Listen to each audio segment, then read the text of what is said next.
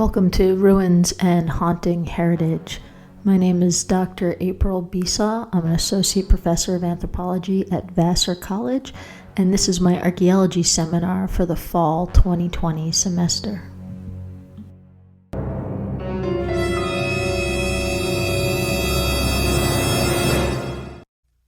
This lecture is going to cover part 2 of the book Blurring Timescapes, Subverting Erasure, and we're covering this last so that it fits within the topics that we've been going over in this course.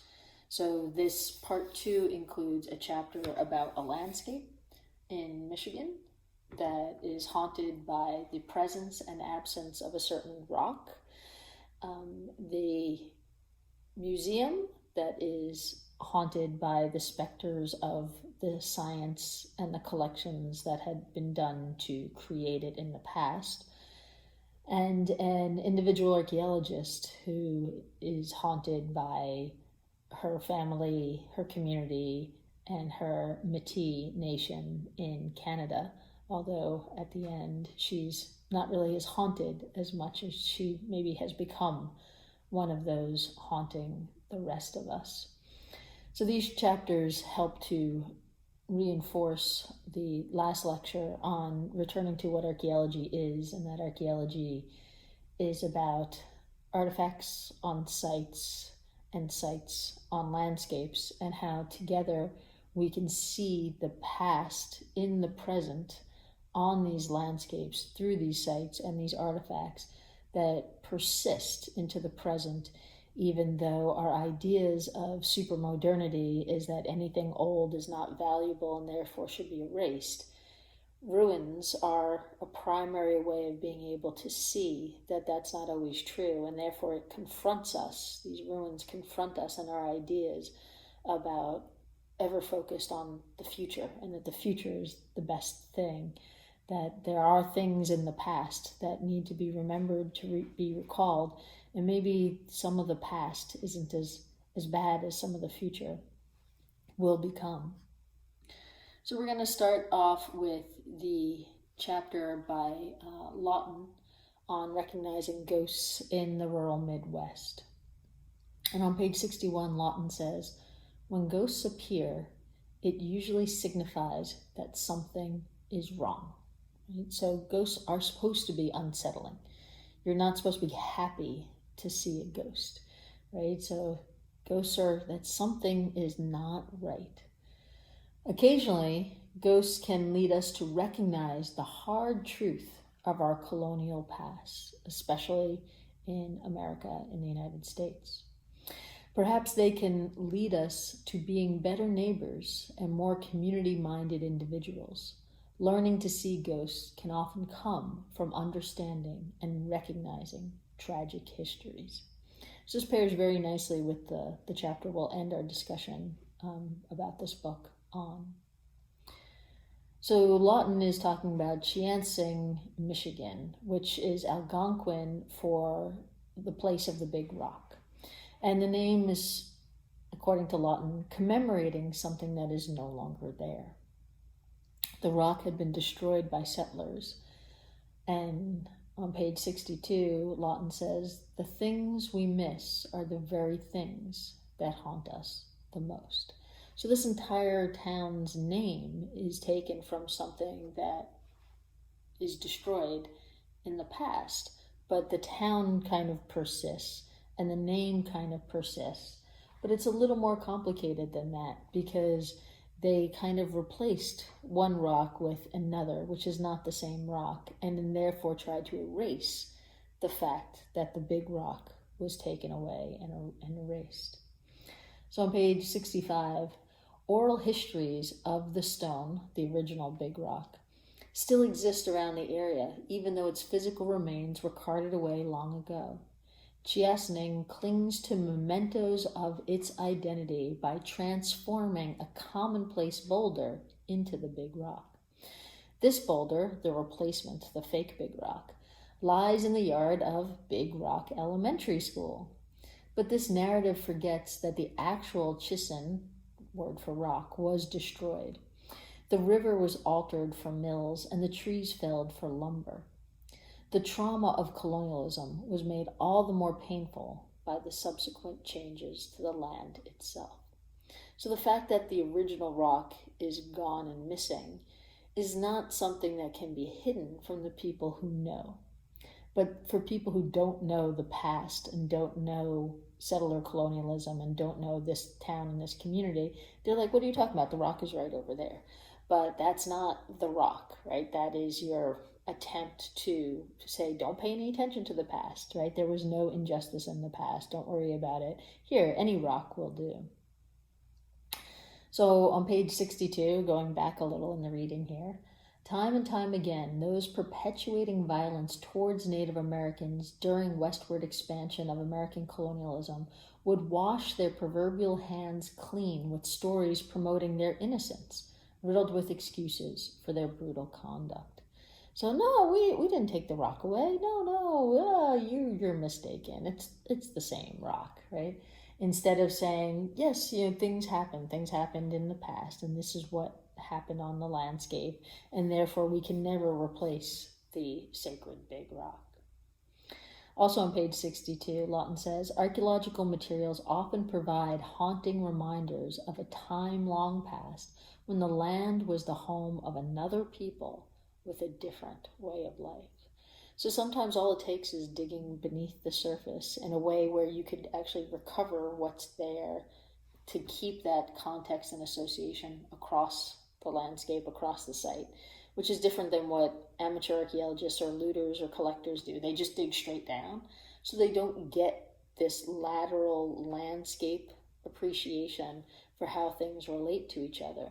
So when you do recover an archaeological landscape, it reminds you of who lived there before, what their lives were like, what they did. It's not about, I found an artifact that's worth $50. It's more that I found the past and I can now see what used to be that has been hidden by the stories that are told to me that it doesn't matter, it's not important, and by the layers and layers of soil on top of it.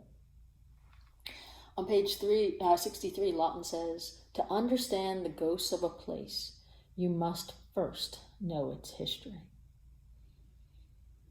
On page 68, the past does not want things, and ghosts are not so concerned with reparations of the physical variety.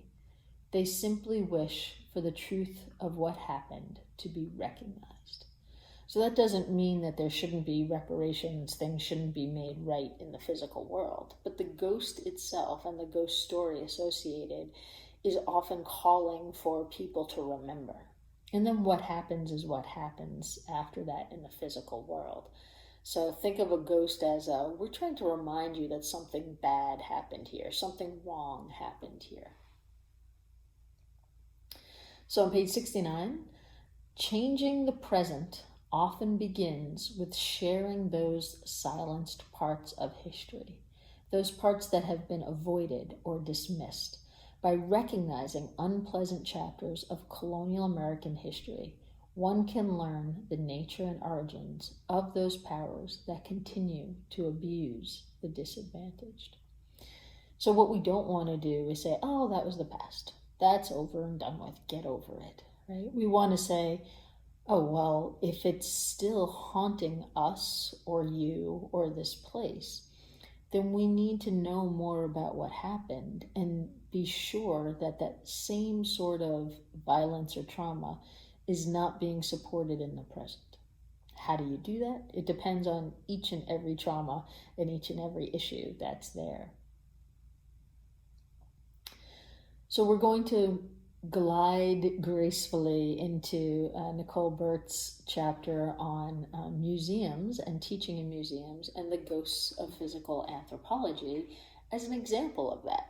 So Nicole Burt is working at a museum, and she is being challenged on a regular basis by herself and her museum visitors to speak to the scientific racism that is the underpinning of a lot of museum collections, And some people who were physical anthropologists were part of that. Lots of other disciplines, lots of other subdisciplines of anthropology as well. But she's specifically talking about this subfield of physical anthropology. So anthropology is generally broken into 4 subfields. So there's cultural anthropology, which is generally that you spend time with living people to learn their culture and their rules, and then you often write a book about that. So that's called an ethnography. So it's one culture at one time. How are things working? Living people. Focus very much on relationships and the rules of the culture. There's linguistic anthropology, which focuses on how people and animals and other relations communicate, the words that we choose to use, and what is hidden in language itself, how we speak, how we change how we're speaking depending on if we know each other or don't know each other, but also generally very much about the present. It could go into the speakings of the past, but often needs a true written dialogue instead of a story or narrative that is written down. There is archaeology, which we've been studying in this course, which is about the physical objects, the artifacts, sites, landscapes, and how that changes through time. And then there is what used to be called physical anthropology, which is now called biological anthropology, which is understanding culture through the body, through the physicality of groups of people. So why do we have 2 arms, 2 legs, a head like this? What is our brain size? How does that relate to other primates? Why don't we swing through trees like some primates do? That sort of understanding of humanity is physical anthropology. So on page 72, Bert says, I became aware that everything I learned had to first pass through the mind of another human. The development of scientific knowledge leaves the ghosts of that person's beliefs and biases on their research. So we like to say that science is objective, but science is only as objective as human beings can be, and no human being can be completely objective. So the ideas of past scientists, or in this case, past physical anthropologists, always taint or color the results that are there.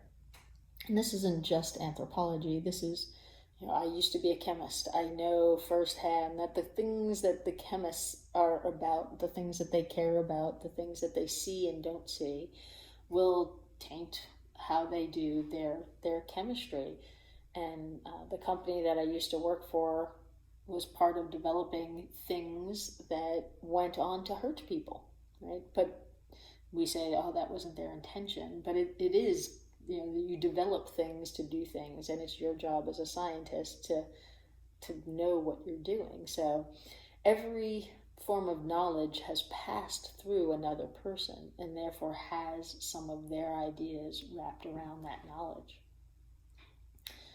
On page 73, Bert says that ethics are a huge part of formal biological anthropology teaching now, today.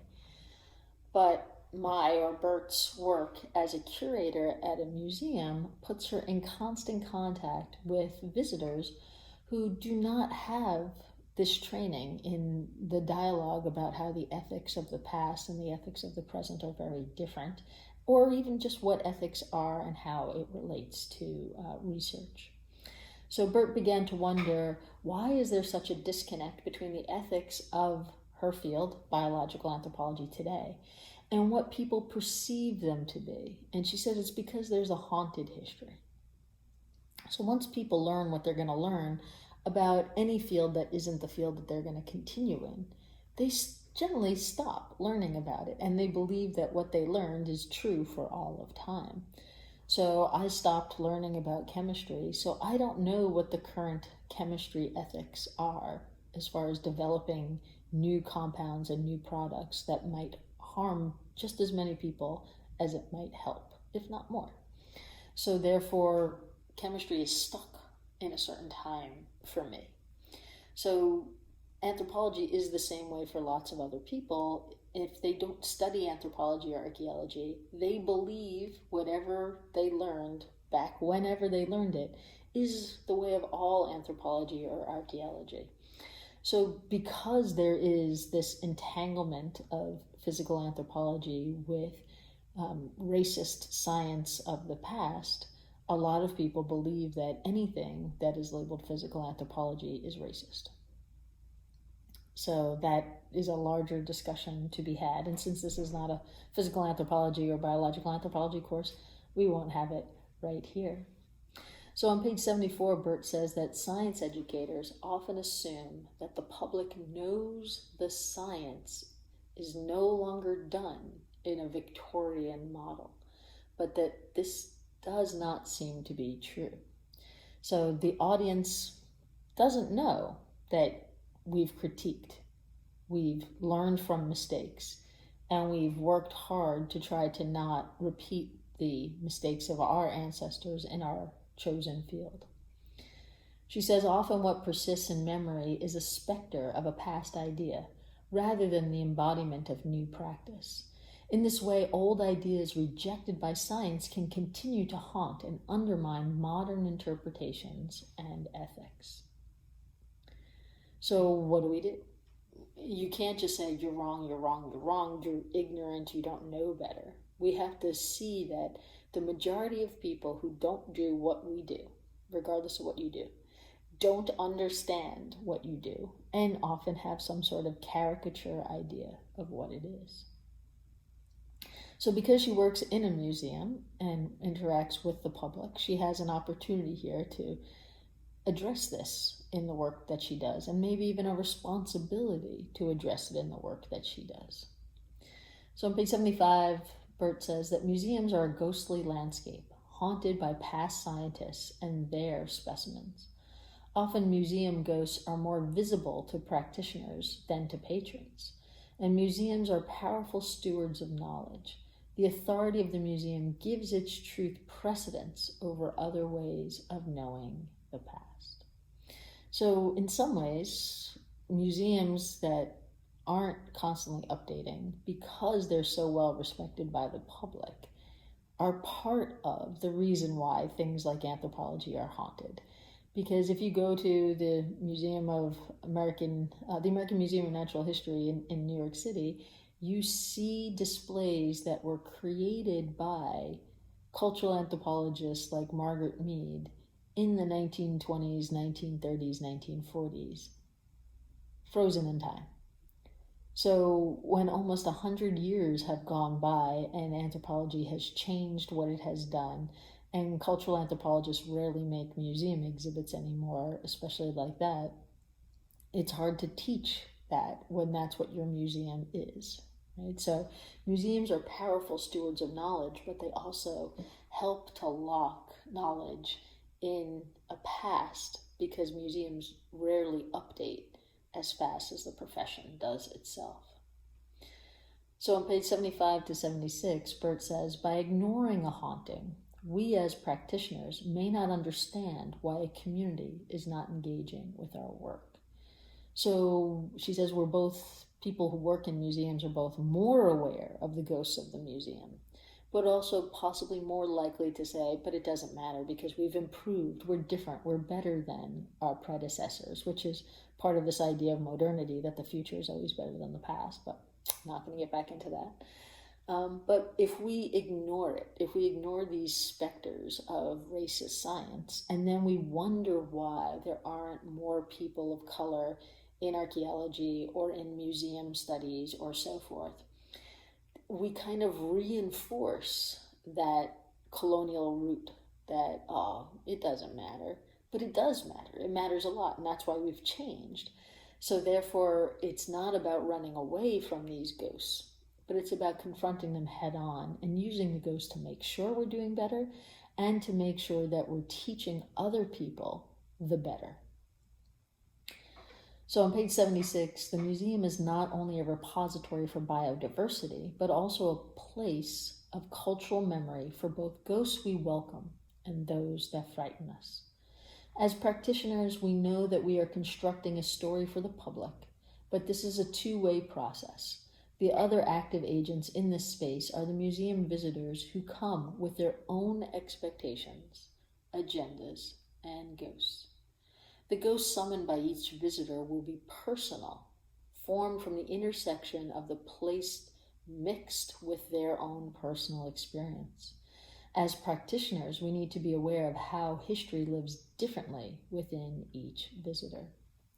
So if you create a museum education program that is trying to erase the ghosts by saying, oh, we don't do that sort of racist science anymore, it's not going to sit the same way with every visitor. Some visitors who've never experienced racism are going to be like, cool.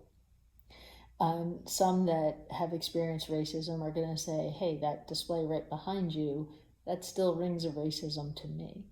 Right? So understanding that we all have our own ghosts, that are the ghosts of the injustices that have happened to us, that can intersect and multiply with the ghosts of the places that have their own ghosts that we go to. So you could say, I don't see ghosts, but somebody else will be like, there's ghosts all around you, right? So the right thing to do is not to say no. The right thing to do is to say, tell me more. Let's talk about it. Let's explain these ghosts, and maybe together we could help to exercise them. But at least now I could start to see your ghosts, and therefore I can understand your traumas. Page 77 to 79, Bert says, the strength and type of ghosts accompanying a learner will affect their willingness to be a student and their interest in what I, Bert, as a museum professional, wants to teach them. For example, some visitors may identify as part of a group historically marginalized or abused by unethical practices in the scientific community, and this will play a role in their interaction. So she puts together a flowchart on page 79 of her interactions with various visitors in the museum. And this flowchart is interesting because it starts with a visitor approaches, and then the next step is I, Bert, engages. And then there's 3 different possibilities of what happens next. Either the visitor says, I totally agree with you, and then they move into questions, and she's talking about doing a lesson here in the museum about forensic anthropology. So when the visitor says, oh, I totally agree with you, they start asking questions about things like gender, ancestry, and skeletons, which often leads Bert to wind up talking about ethics, but also the history of anthropology and the construction of scientific knowledge. Other times the visitor approaches and Bert engages them, and the visitor will just walk away or not otherwise engage, ignore. So there is no discussion. There is no opportunity to talk about the ethics or the history of anthropology or the construction of scientific knowledge. And then finally in her flowchart, sometimes when she engages, a visitor says, that's just your opinion.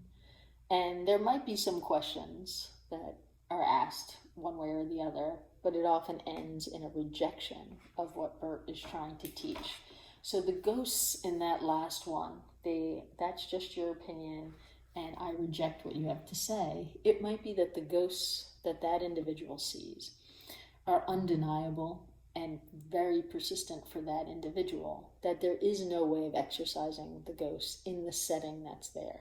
And Bert talks about how these are usually interactions of less than 20 minutes. It's not like a lecture or a course where you have weeks to think about these things. So on page 82, she wraps up with her pedagogy of ethical conversation. It encourages the unwilling student to embrace and challenge the ghosts surrounding scientific knowledge and knowledge creation, and confronts the ghosts directly to help empower people to expect more from cultural organizations like museums, from science in general like medical professionals, and from policymakers who often regulate what is ethical and what is not ethical on a regulatory basis. So I would add to this that the pedagogy of ethical conversation not only encourages students to embrace, but allows unwilling students to not embrace, and allows people to disconnect, because we can't be exorcists of everybody's ghosts. We can't understand everybody's trauma. And especially in short periods of time, we can't address all of the wrongs that have been done in the past. So I would say, I would add to the pedagogy of ethical conversation is to respect that some people have trauma escapes, have ghosts that are too persistent, especially for a stranger to try to exorcise. So we're going to wrap up this lecture here and jump into the next lecture to talk about Keisha Supernant's personal ghosts and the ghosts of her community, and wrap up the volume in general.